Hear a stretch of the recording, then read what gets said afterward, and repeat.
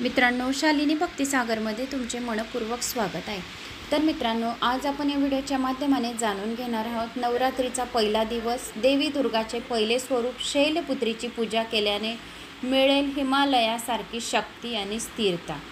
तर शारदीय नवरात्रीला आता 3 ऑक्टोबरपासून सुरुवात होणार आहे। नवरात्रीचा पहिला दिवस देवी शैलपुत्रीला समर्पित आहे आणि बैलावर बसून माता राणी आरूढ होणार आहे। तर या देवीची शैलपुत्रीची देवीची याने तिची उपासना आणि तिचे मंत्र जप स्तोत्र जर आपण जप केले तर आपल्यावर माता राणी खूप लवकर प्रसन्न होते। तर जाणून घेऊया देवी शैलपुत्रीचे स्वरूप। तर देवीचे वाहन बैल म्हणजेच वृषभ आहे, म्हणून तिला वृषारूढा असेही म्हणतात। तसेच भक्त तिला उमा या नावाने ओळखतात। नवरात्रीच्या पहिल्या दिवशी देवी शैलपुत्रीची पूजा केली जाते। देवीच्या उजव्या हातात त्रिशूळ आहे आणि या त्रिशूळाने ती शत्रूंचा नाश करते। डाव्या हातात कमळाचे फूल आहे, जे शांती आणि ज्ञानाचं प्रतीक आहे। ही निसर्ग स्वरूपा देवी आहे। हिमालय आपल्या शक्ती, दृढता व स्थिरता प्रतीक आहे। स्त्रियांनी या देवीची पूजा करणे श्रेष्ठ मानले गेले आहे, मंगलकारी मानले गेले आहे। नवरात्रीच्या दिवशी योगी महात्मा आपली शक्ती मूलाधार केंद्रामध्ये स्थित करून योग साधना करतात। देवी शैलपुत्रीशी संबंधित एक पौराणिक कथा आणि प्राचीन कथा आहे।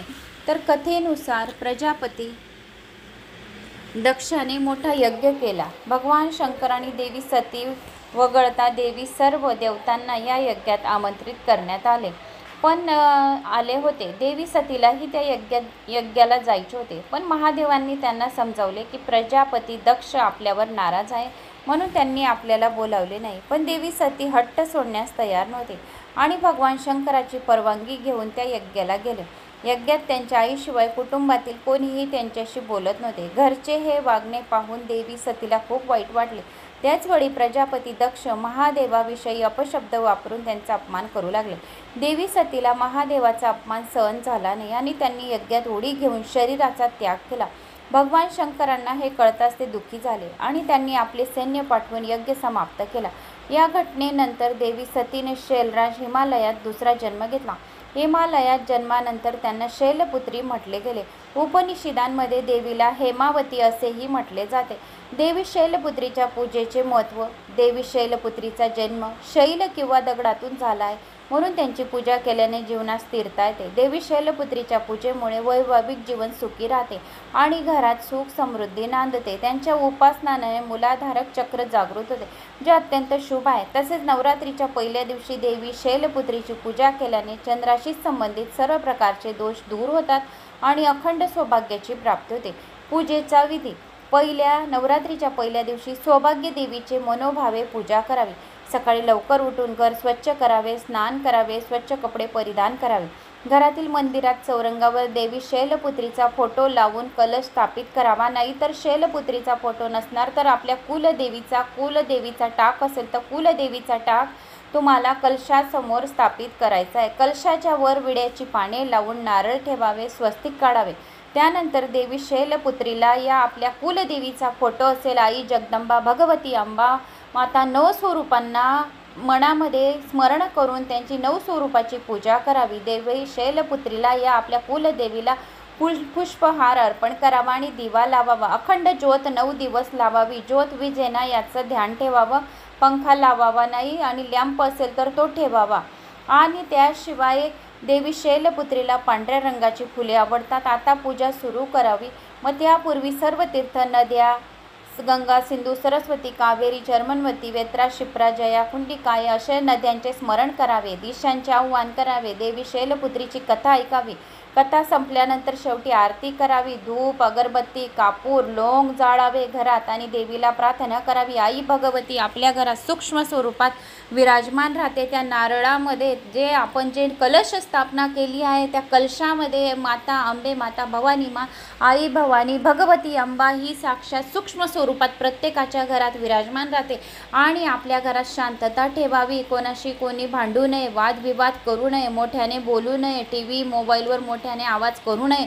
आई भगवतीची 9 दिवस सेवा करावी। सप्तशतीचे 1 ते 13 पाठ करावे। शालिनी भक्तिसागरवर 1 ते 13 पाठ येऊन जातील तर ते नक्की ऐकावे। शालिनी भक्तिसागरवर फक्त 30 मिनिटात सप्तशतीचे 1 ते 13 पाठ आहेत, तर ते नक्की सर्वांनी ऐकावे. मंगळवारी 1 ते 13 पाठ सप्तशतीचे येऊन जातील. सर्वांनी रोज 9 दिवस सकाळ दुपार संध्याकाळ 108 पारायण करावे. याच्याने आई भगवती अंबा माता आपल्यावर प्रसन्न होईल. आणि उदयस्तु आई अंबा माताच्या उदयस्तु उदयस्तु उदयस्तु जय जयकार करावा. याच्याने आपलं चांगलं होतं. तर आरतीनंतर देवीला पांढरी मिठाई अर्पण करावी, प्रसाद वाटावा. रात्री देवीच्या फोटोजवळ कापूर अगरबत्ती लोंग अर्पण करावे आणि आपल्या मनातल्या इच्छा देवी मातेला सांगावा. देवी वृषभ बैलवर विराजमान आहे. देवी शैलपुत्रीने उजव्या हातात त्रिशूळ आणि डाव्या हातात कमळाचे फूल धारण केले आहे. नवदुर्गापैकी ही पहिली दुर्गा माता आहे. नवरात्रीच्या पहिल्या दिवशी देवीची उपासना भाग म्हणून शैलपुत्रीची पूजा करावी. आता आपण दुसऱ्या देवीची पूजा आराधना काय करायची आहे तर ती पण आपण ऐकूया. एकूण 9 देवींच्या संपूर्ण कथा आणि त्या या व्हिडिओच्या माध्यमाने ऐकणार आहोत. कोणी चॅनलला नवीन आलं असेल तर लाल बटनवर सबस्क्राईब करा, ऑलवर क्लिक करा, जास्तीत जास्त जणांना शेअर करा. कुठून कोणत्या गावात तुम्ही माझा हा व्हिडिओ ऐकत आहोत आपल्या गावाची कमेंट्स नक्की करा.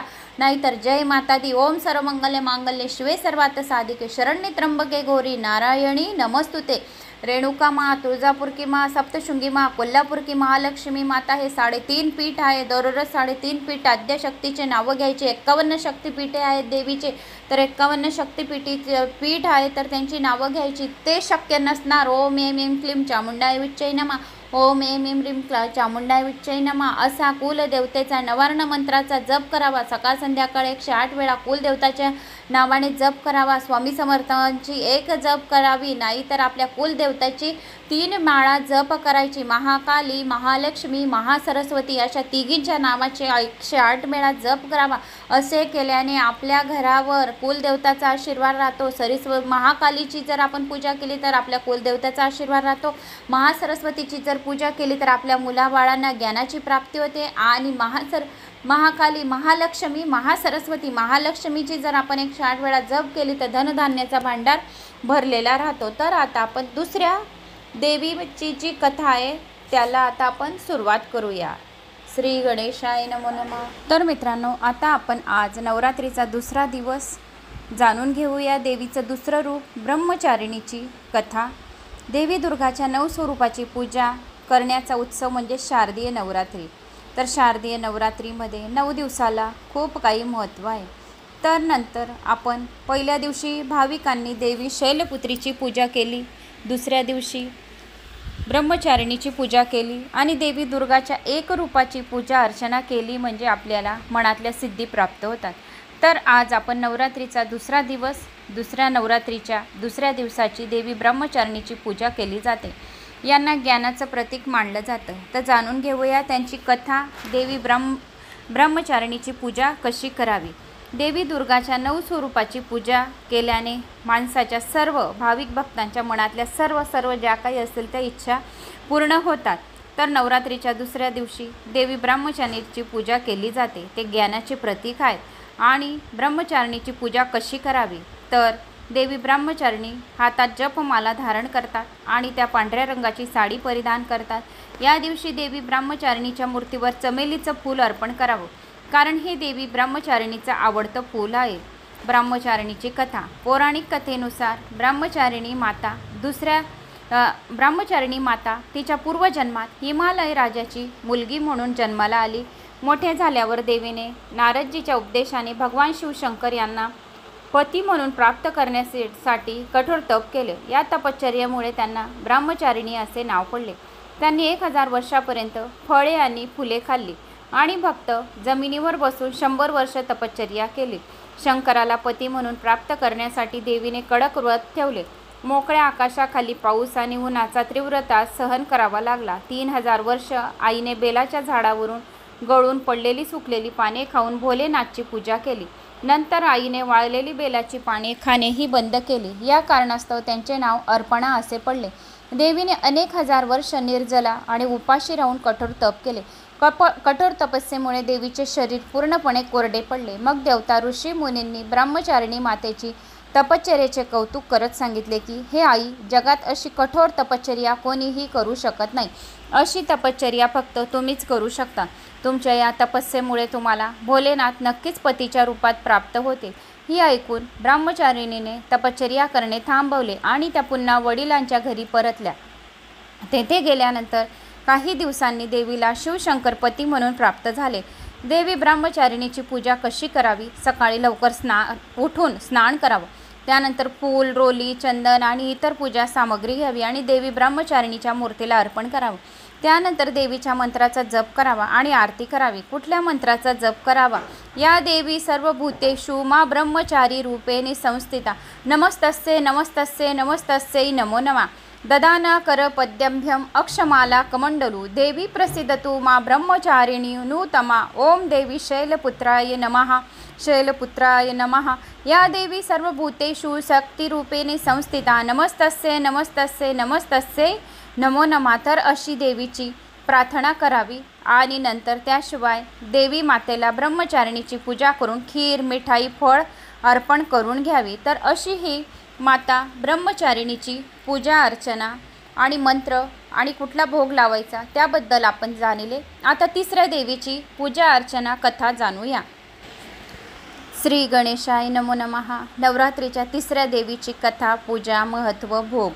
शारदीय नवरात्रीच्या तिसऱ्या दिवशी देवी चंद्रघंटाची पूजा केली जाते. नवरात्र उत्सवाच्या तिसऱ्या दिवशी चंद्रघंटा देवीची पूजा केल्याने व्यक्तीचा स्वभाव चांगला होतो आणि आयुष्यात आनंदाची भरभराट होते असे मानले जाते. दरम्यान चंद्रघंटा देवीचे महत्त्व, पूजाविधी, मंत्र जाणून घेऊया. शास्त्रानुसार चंद्रघंटा देवीचा रंग सोन्यासारखा तेजस्वी आहे. देवी चंद्रघंटा सिंहावर स्वार झाली आहे. तसेच ती सदैव युद्धासाठी तयार असल्याचे दिसते. देवीला 10 हात आहे. देवी एका हाताने भक्तांना आशीर्वाद देत आहे. तिच्या उर्वरित 9 हातात कमळ, गदा, बाण, धनुष्य, त्रिशूळ, तलवार, चक्र, भाला आणि अग्नी आहे. नवरात्रीच्या तिसऱ्या दिवशी सकाळी लवकर उठून आंघोळ करून घरातील मंदिर स्वच्छ करावे. तसेच ओम देवी चंद्रघंटाय नमः या मंत्राचा जप करून चंद्रघंटा देवीची पूजा करावी. यानंतर देवीला फुले, धूप, तांदूळ, कुंकूसह दुधाची मिठाई अर्पण करावी. मग आरती करावी आणि देवीच्या मंत्रांचा जप करावा 108 वेळा. नंतर चंद्रघंटा देवीची उपासना केल्याने भक्तांचे सर्व दुःख दूर होतात. तसेच तो निर्भय आणि शूर बनतो. देवीच्या उपासनेने व्यक्तीचा चेहरा आणि डोळ्यांसह संपूर्ण शरीर योग्य पद्धतीने वाढते. यासोबतच भक्तांच्या ज्ञानात भर पडते. देवीची पूजा करताना तपकिरी रंगाचे कपडे घालावे. भक्तांसाठी खूप फलदायी ठरू शकतात. याशिवाय सोनेरी रंगाचेही कपडे घालू शकतात. या दिवशी हे दोन्ही रंग शुभ मानले जातात. देवीला मध खूप आवडते. याशिवाय भाविक भक्तांनी दुधापासून बनवलेली मिठाई देवीला अर्पण करू शकतात. नंतर आपण आता व्रतकथा श्रवण करूया. एकेकाळी महिषासूर नावाची राक्षसाची मोठी दहशत होती. त्यांच्या दहशतीमुळे तिन्ही जगात खळबळ माजली होती. देवाने दिलेल्या अपार शक्तीमुळे महिषासूर खूप शक्तिशाली झाला होता. तो आपल्या सत्तेचा दुरुपयोग करून स्वर्गावर आपले वर्चस्व प्रस्थापित करू पाहत होता. या प्रयत्नात त्याला जवळपास यश आले. त्यावेळी स्वर्गातील देवता भयभीत झाले. खुद राजा इंद्रही काळजीत पडला. महिषासुराला स्वर्गाचे सिंहासन मिळवायचे होते. त्यावेळी सर्व देव ब्रह्मदेवाकडे गेले आणि त्यांची मदत मागितली. ब्रह्माजी म्हणाले, सध्या महिषासुराचा पराभव करणे सोपे नाही. त्यासाठी आपण सर्वांना महादेवाचा आश्रय घ्यावा लागेल. त्यावेळेस सर्व देव प्रथम सृष्टीचे निर्माता भगवान विष्णू यांच्याकडे गेले आणि त्यांची संमती घेऊन ते सर्व कैलास महादेवाकडे पोहोचवले. राजा इंद्राने महादेवाला आपली समस्या सांगितली. इंद्राचे शब्द ऐकून महादेव संतापले आणि म्हणाले, महिषासूर आपल्या शक्तीचा चुकीच्या मार्गाने वापर करत आहे. याची शिक्षा त्याला नक्कीच भोगावी लागेल. त्यावेळी भगवान विष्णू आणि ब्रह्माजी देखील क्रोधित झाले आणि त्यांच्या क्रोधातून एक तेज प्रकट झाले. हे तेज म्हणजेच ऊर्जा त्यांच्या मुखातून प्रकट झाली. या ऊर्जेतून एक देवी प्रकट झाली. त्यावेळी भगवान शिवाने आपले त्रिशूळ मातेला दिले. भगवान विष्णूंनी आपले सुदर्शन चक्र दिले. इंद्राने घंटा दिली. अशा प्रकारे सर्व देवांनी आपले शस्त्रे देवीला दिली. त्यानंतर माता चंद्रघंटा आणि त्रिमूर्तीची परवानगी घेतली आणि महिषासुराला युद्धासाठी आव्हान दिले. पुढे माता चंद्रघंटा आणि महिषासूर यांच्यात भयंकर युद्ध झाले असे शास्त्रात नमूद केले आहे. या युद्धात महिषासूर देवी पुढे टिकू शकला नाही. त्यावेळी मातेने महिषासुराचा वध करून तिन्ही जगाचे रक्षण केले. तिन्ही लोकांमध्ये देवीची स्तुती सुरू झाली. प्राचीन काळापासून चंद्रघंटा मातेची पूजा केली जाते. देवी आपल्या भक्तांच्या सर्व दुःख दूर करते. तसेच सुख, समृद्धी आणि शांती प्रदान करते. त्यामुळे शारदीय नवरात्रीच्या तिसऱ्या दिवशी भक्त चंद्रघंटा देवीची भक्तिभावाने पूजा अर्चना करतात आणि भोग वगैरे व्रतकथा अशी ऐकतात. तर मित्रांनो, ही राहिली नवरात्रीच्या तिसऱ्या दिवसाची चंद्रघंटा माताची कथा. आता आपण चौथ्या दिवसाची कथेला सुरुवात करूया। श्री गणेशाय नमो नमः। नवरात्रीचा चौथा दिवस। नवरात्रीच्या चौथ्या दिवशी दुर्गा मातेच्या कुष्मांडा रूपाची पूजा करण्याची परंपरा आहे, ज्याची पूजा केल्याने भक्ताच्या जीवनातील सर्व संकटे दूर होतात आणि सर्व मनोकामना पूर्ण होतात। देवी कुष्मांडाने विश्व निर्माण केले आहे असे म्हटले जाते। जेव्हा सृष्टी अस्तित्वात नव्हती, चहूबाजूंनी अंधार होता, तेव्हा या देवीने हिच्या स्मित हास्याने विश्व निर्माण केले। दरम्यान देवी कुष्मांडाची पूजा कशी करावी, तिचे महत्त्व काय आहे, देवीची पूजा करताना कोणत्या मंत्राचा जप केला पाहिजे हे जाणून घेऊया। देवी कुष्मांडा सिंहावर स्वार आहे। तिच्या शरीराचे तेज सूर्यासारखे आहे। तिच्या तेजाने 10 दिशा उजळून निघाल्या आहेत। देवीला 8 हात आहे। देवीच्या 7 हातात अनुक्रमे कमंडलू, धनुष्य बाण, कमळाचे फूल, अमृताने भरलेले भांडे, चक्र आणि गदा आहे, तर एका हातात जपमाळ आहे, ज्याने ती भक्तांना सिद्धी आणि संपत्ती देते। देवीला अष्टभुजा देवी म्हणून ओळखले जाते। कुष्मांडा देवीचे पूजेत कुंकू, तांदूळ, सुपारीचे पाने आणि केशर, शृंगार इत्यादींचा गोष्टींचा समावेश करावा। याचबरोबर पांढरा भोपळा किंवा कुमारा असल्यास तो देवीला अर्पण करावा। नंतर दुर्गा चालीसाचा पाठ करावा। शेवटी तुपाचा दिवा आणि कापूर लावून देवी कुष्मांडाची आरती करावी। देवीचे पूजन करताना लाल रंगाची फुले, जास्वंद किंवा गुलाबाचे फुले आवर्जून अर्पण करा। यानंतर धूप, दीप आणि नैवेद्य दाखवा। देवीचे पूजन करताना हिरव्या रंगाचे वस्त्र परिधान करणे शुभ मानले जाते। कुष्मांडा देवीला पांढऱ्या रंगाच्या मिठाईचा नैवेद्य दाखवावा। यामध्ये दही, साखर आणि फुटाण्याचा समावेश करावा। देवी कुष्मांडा तिच्या भक्तांना रोग, दुःख आणि विनाशापासून मुक्त करते। त्यांना जीवन, कीर्ती, सामर्थ्य, बुद्धी देते। ज्या व्यक्तीला संसारात कीर्ती हवी असेल त्याने कुष्मांडा देवीची पूजा करावी। देवीच्या कृपेने त्याला जगात कीर्ती प्राप्त होते असे म्हटले जाते। कुष्मांडा देवीचा मंत्र: या देवी कुष्मांडाय नमो नमः। या देवी सर्वभूतेषु मा कुष्मांडा रूपेण संस्थिता। नमस्तस्यै नमस्तस्यै नमस्तस्यै नमो नमः। कुष्मांडा देवीला लाल रंग आवडतो, यामुळे पूजेच्या वेळी तिला लाल रंगाची फुले जशी जास्वंद, लाल गुलाब अर्पण करता येऊ शकते। यामुळे देवी जास्त प्रसन्न होते आणि भक्तांच्या सर्व मनोकामना पूर्ण करतात। तर आता आपण 5व्या दिवसाची व्रतकथा ऐकूया। तर मित्रांनो, आता आपण नवरात्रीच्या 5व्या दिवसाची व्रतकथा, मंत्र ते जाणून घेऊया। तर 5व्या दिवशी नवरात्रीची स्कंद माताची पूजा करतात। तर स्कंद माताची पूजा केल्याने मोक्षाची प्राप्ती होते। त्याशिवाय स्कंद माता भक्तांच्या सर्व मनोकामना पूर्ण करते असे म्हणतात। देवी दुर्गेचे 5वे रूप असलेल्या स्कंद मातेची उपासना केल्याने भक्ताच्या सर्व मनोकामना पूर्ण होतात, जीवनात आनंद मिळतो। संतती प्राप्तीसाठी स्कंद मातेची पूजा करणे लाभदायक मानले जाते। स्कंद मातेची पूजा केल्याने भक्ताला मोक्ष प्राप्त होते। सूर्यमालेची अधिष्ठात्री देवी असल्याने तिची पूजा केल्याने भक्त अलौकिक तेजस्वी बनतो। देवीचे स्कंद मातेचे रूप कसे आहे, तर स्कंद मातेचे रूप मनमोहन करणारे, मोहन टाकणारे। तिला 4 हात आहेत। तिने 2 हातात कमळ धारण केले आहे। भगवान स्कंद हे माता स्कंद मातेच्या कुशीत बालकाच्या रूपात विराजमान आहे। देवी स्कंद मातेचे वाहन सिंह आहे। सिंहावर स्वार झालेली देवी दुर्गा तिच्या 5व्या रूपात म्हणजे स्कंद मातेच्या रूपाने भक्तांच्या कल्याणासाठी सदैव तत्पर असते। देवी स्कंद माता पूजाविधी: नवरात्रीच्या 5व्या दिवशी सर्वप्रथम स्नान करून स्वच्छ वस्त्रे परिधान करावी। त्यानंतर घराच्या मंदिरात किंवा पूजास्थळी चौकीवर स्कंद मातेचे चित्र किंवा मूर्ती स्थापित करा। यानंतर गंगाजलाने शुद्ध करून कलशात पाणी घेऊन त्यात काही नाणी टाकून पदरात ठेवा आणि पूजेचे व्रत घेऊन स्कंद मातेला रोली कुमकुम लावा, नैवेद्य अर्पण करा आणि धूपदीपातून आईची आरती करा आणि आरतीनंतर घरातील सर्व लोकांना प्रसाद वाटून घ्या आणि तुम्हीही त्यांचा स्वीकार करा। स्कंद मातेला निळा रंग खूप आवडतो, तर त्या दिवशी निळ्या रंगाचे आपल्याला कपडे, वस्त्र परिधान केलेल्या मातेला आपण निळ्या कलरचे वस्त्र घालायचे आणि मातेला सुद्धा निळे कलरचे वस्त्र परिधान केलेल्या माताला केळी अर्पण करावी। असे केल्याने आई निरोगी राहण्याचा आशीर्वाद देते।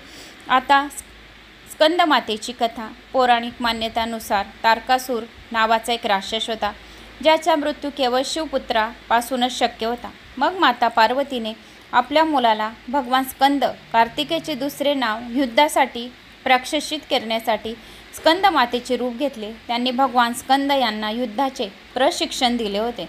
स्कंद मातेकडून युद्ध प्रशिक्षण घेतल्यानंतर भगवान स्कंदाने तारकासुराचा वध केल्याचे सांगितले जाते। स्कंद मातेचा मंत्र: नवरात्रीत केल्या जाणाऱ्या देवीच्या उपासनामध्ये मंत्र उच्चाराचे खूप महत्त्व आहे। तर जाणून घेऊया देवी स्कंद माताचे मंत्र। ओम देवी स्कंदमाताय नमो नमः। तर प्रार्थना कशी करावी? सिंहासनगता नित्यं पद्याचित करद्वाया शुभदास्तु सदा देवी स्कंदमाता यशस्विनी। या देवी सर्वभूतेषु मा स्कंदमाता रूपेण संस्थिता नमस्तस्ये नमस्तस्ये नमस्तस्यै नमो नमः। या उपायाने सर्व मनोकामना पूर्ण होतात। तुमच्या घराजवळ असलेल्या कोणत्याही शक्तिपीठात किंवा देवीच्या मंदिरात तुपाचा दिवा लावावा। यानंतर देवी आई भगवतीची 32 नावे मनोभावे घ्यावी। यासह देवी भगवतीच्या आशीर्वादाने तुम्हाला लवकरच अपेक्षित फळ मिळेल। तर आता आपण नवरात्रीच्या 6व्या दिवसाची व्रतकथा ऐकूया। श्री गणेशाय नमो नमः। तर नवरात्रीचा 6वा दिवस अशी आहे देवीची संपूर्ण व्रतकथा आणि रूप। नवरात्रीचे 6वे स्वरूप कात्यायनी देवीचे आहे। दुर्गेचे हे 6वे रूप कात्यायनी या नावाने ओळखले जाते। दुर्गा मातेच्या पूजेच्या 6व्या दिवशी या देवीची उपासना केली जाते। परिपूर्ण आत्मदान करणाऱ्या भक्ताला देवी सहजपणे दर्शनाचा लाभ देते आणि त्यांच्या मनोकामना पूर्ण करते। दुर्गा देवीचे कात्यायनी स्वरूप महत्त्व मान्यता आता आपण जाणून घेऊया। तर नवरात्रीचे नवदुर्गेचे 6वे स्वरूप कात्यायनी देवी। दुर्गेचे 6वे रूप कात्यायनी या नावाने ओळखले जाते। दुर्गा पूजेच्या 6व्या दिवशी या देवीची उपासना केली जाते। या दिवशी साधकाचे मन आज्ञा आणि चक्रात स्थिर होते। योग साधनेत या आज्ञा चक्राचे विशेष स्थान आहे। परिपूर्ण आत्मदान करणाऱ्या भक्ताला देवी सहजपणे दर्शनाचा लाभ देते। दुर्गा देवीचे कात्यायनी स्वरूप महत्त्व मान्यता पूजाविधी लाभ याविषयी जाणून घेऊया। पौराणिक कथा। दुर्गेचे नाव कात्यायनी कसे पडले यामागे एक कथा आहे। कत नावाचे एक प्रसिद्ध महर्षी होते। त्यांना कात्य नावाचा पुत्र झाला। या कात्याच्या गोत्रात प्रसिद्ध महर्षी कात्यायनीचा जन्म झाला। त्यांनी अनेक वर्ष भगवतीची कठोर तपस्या केली। भगवतीने त्यांच्या घरी जन्म घ्यावा अशी त्यांची इच्छा होती। भगवतीने त्यांच्या या प्रार्थनेचा स्वीकार केला। काही काळानंतर जेव्हा महिषासुराचा अत्याचार पृथ्वीवर वाढला तेव्हा ब्रह्मा विष्णू आणि महेश या 3 देवतांनी आपल्या तेजाचा काही अंश देऊन महिषासुराचा विनाशासाठी एका देवीला उत्पन्न केले। महर्षी कात्यायनी या देवीची सर्वप्रथम पूजा केली म्हणून या देवीला कात्यायनी देवी असे नाव पडले। अश्विन कृष्ण चतुर्थीच्या दिवशी या देवीने महर्षी कात्यायनी याच्या घरी जन्म घेतला होता। सप्तमी अष्टमी आणि नवमी या 3 दिवस महर्षी कात्यायनी यांच्या घरी पूजा ग्रहण करून दशमीच्या दिवशी देवीने महिषासुराचा वध केला होता अशी ही कथा पुराण काळातील होती। तर अशी देखील मान्यता आहे की कालिंदीच्या यमुना किनारी भगवान कृष्णाला पती रूपात प्राप्त करण्यासाठी ब्रजगोपींनी या देवीची पूजा केली होती। या देवी ब्रजमंडळाच्या अधिष्ठात्रीच्या रूपात प्रतिष्ठित आहेत। कात्यायनीचे रूप अत्यंत तेजपुंज आहे। तिला 4 भुजा आहेत। देवीच्या उजव्या बाजूकडील वरच्या हातात अभय मुद्रा आणि खालच्या हातात वरमुद्रा आहे। डावीकडील वरच्या हातात तलवार आणि खालच्या हातात कमळाचे फूल असून तिचे वाहन सिंह आहे। कात्यायनीच्या उपासनेने मनुष्याला अर्थ धर्म काम आणि मोक्ष या 4 फळांची प्राप्ती होते।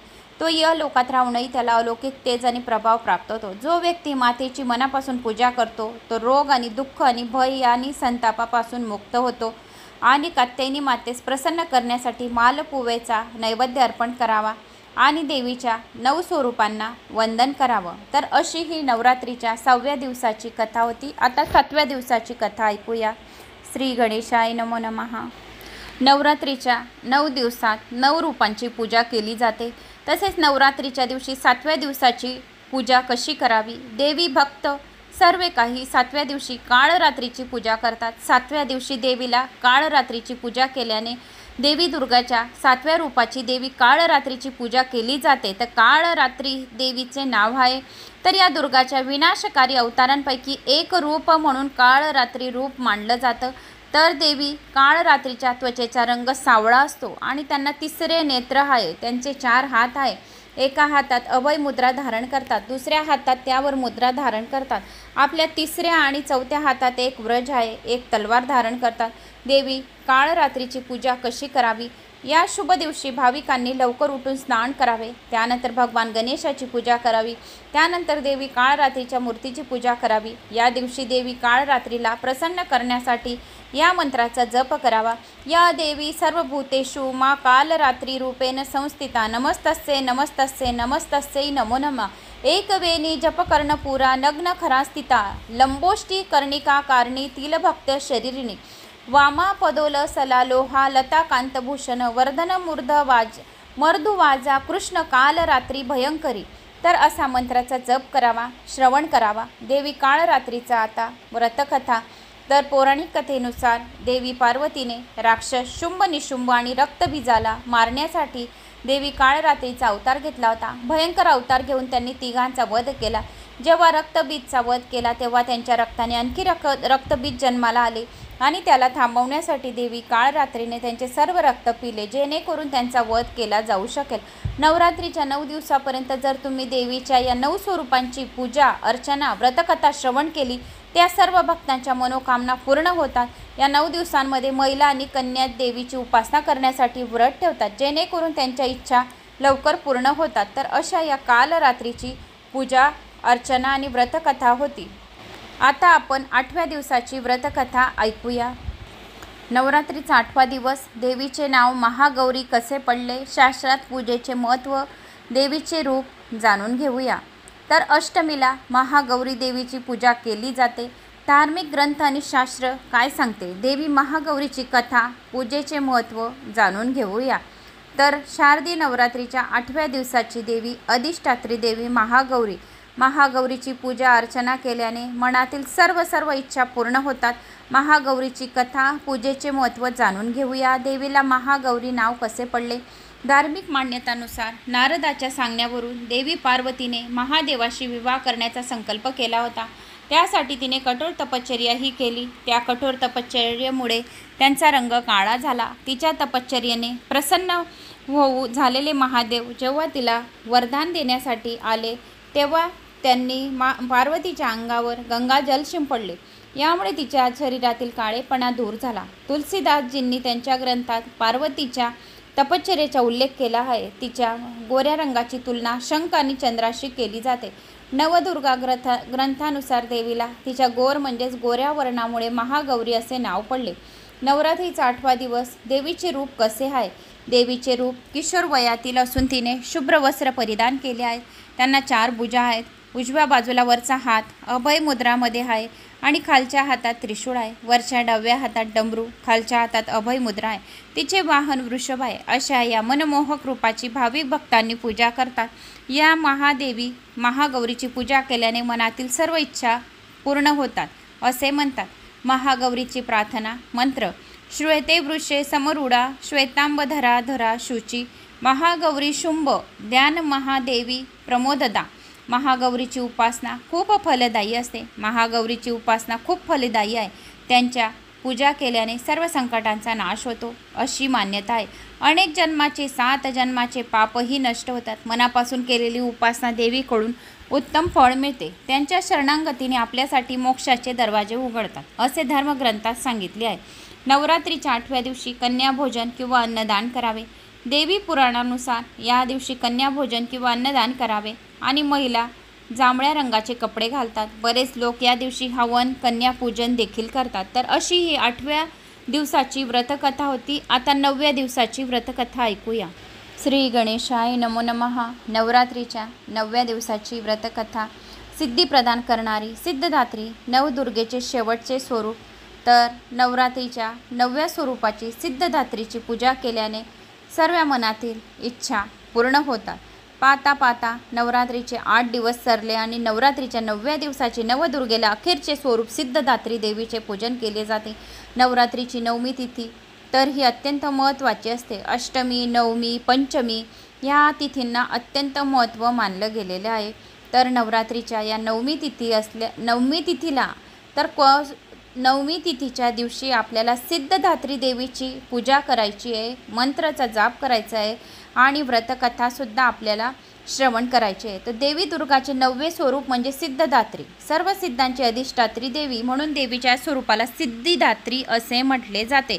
सिद्धिदात्री देवी कमळावर विराजमान आहे. चतुर्भुज असल्याने सिद्धिदात्री देवीच्या हातामध्ये कमळ, शंख, गदा, सुदर्शन चक्र आहे. सिद्धदात्री देवी सरस्वती देवीचे एक रूप मानले जाते. सिद्धदात्री देवीच्या पूजनाने महाविद्या अष्टसिद्धी प्राप्त होऊ शकतात.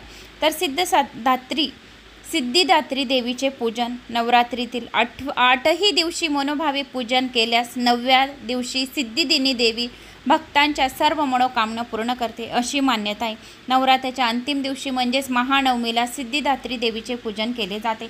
सकाळी लवकर उठून नित्यकर्म आटोपल्यानंतर सिद्धिदात्री देवीची षोडोपचारे पूजा करावी. यावेळी देवीला नववाहन नवसयुक्त नैवेद्य दाखवावा. तसेच 9 प्रकारची फुले देवीला अर्पण करावी. नवरात्रीची सांगता करावी असे सांगितले जाते. दुर्गा सप्तशतीच्या 9व्या अध्यायात सिद्धिदात्रीच्या देवीच्या पूजनाबाबत माहिती देण्यात आल्याचे सांगितले जाते. 9व्या दिवशी देवीला फळे, साखर, फुटाणे, काळे चणे, खीर, श्रीफळ अर्पण करावे आणि नवरात्रीच्या सिद्धिदात्री देवीचा मंत्र जपावा. तर नवरात्रीतील 9व्या दिवशी सिद्धिदात्री देवीची आराधना सर्व भक्तांना इच्छा कामना पूर्ण करणारी आहे. तर या दिवशी आपल्याला ओम सर्वमंगल्य मांगल्ये शिवे सर्वार्थ साधिके शरण्ये त्र्यंबके गौरी नारायणी नमोस्तुते असे सुद्धा आपण 108 वेळा म्हणावे. तर असे म्हटल्याने सुद्धा या श्रवण केल्याने सुद्धा साधकाच्या सर्व इच्छा पूर्ण होतात. नवरात्रीतील अखेरची माळ असल्यामुळे सिद्धिदात्री देवीचे पूजन महत्त्वाचे मानले जाते.